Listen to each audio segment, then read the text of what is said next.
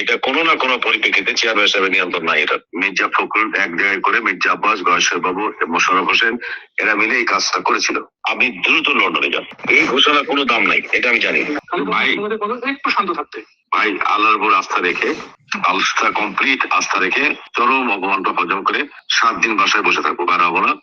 আপনি লন্ডনে যান, গিয়ে আমি যেটা বললাম যে কোনো না কোনো একটা বিদ্রোহ দলের মধ্যে হয়েছিল। কারণ আমি গতবারে দিয়েছিলাম যে সব স্ট্যান্ডিং কমিটি মির্জা ফখরুল এক জায়গায় করে মির্জা আব্বাস, গয়েশ্বর বাবু, মোশাররফ হোসেন এরা মিলে এই কাজটা করেছিল, আমির খসরু মাহমুদ সহ।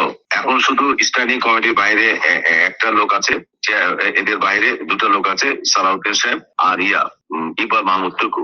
টুকু ভাইকে মিটিং এ দেখলাম না, আর সালাউদ্দিন সাহেবও চলে গেছেন লন্ডনে, দেখলাম আজকে উনি নাই। আর 2 হচ্ছে বাগমারা থেকে যদি দিতেই হয় ওখানে, তাহলে আমি বেস্ট ক্যান্ডিডেট, ভালো করে জানি। এই 2বার আমাকে ওখানে দেওয়া হয়েছিল। ওখানে ডিএমজিআর নামটা দিয়েছে শুধুমাত্র আমার বিরোধী হওয়ার কারণে, আমাকে আসতে দেওয়ার কারণে।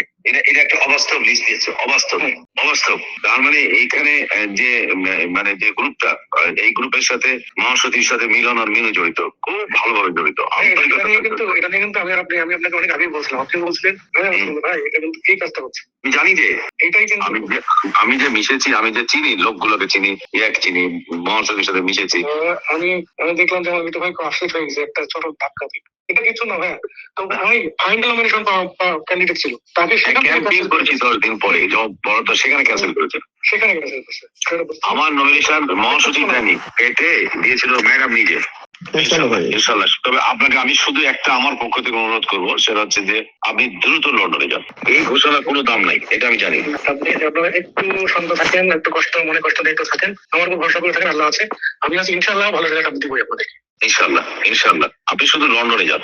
জি, এখান থেকে হবে না, আপনি শুধু লন্ডনে চলে যান।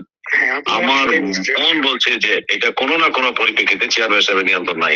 এটা কোনো না কোনো প্রেক্ষাপটে বলেছে এইটার ফেব্রুয়ারিতে নির্বাচন, মেলা দেরি আছে। এটা নভেম্বর, কেবল নভেম্বর, ডিসেম্বর, জানুয়ারি, মেলা সময় আছে, 3 মাস এখনো সময় আছে। কখনো নমিনেশন ঘোষণা হয়েছে ভাই প্রথম ইতিহাস আপনি দেখেন তো বিএনপিতে না, এখনো ইন্টারভিউ নেই, পার্সোনাল কোনো ইন্টারভিউ নেই, মনোনয়ন কোনো বোর্ড নেই, নমিনেশন ঘোষণা এটা কোনো শিক্ষা হয়ে গেল নাকি? না, এটা হয় না কখনো।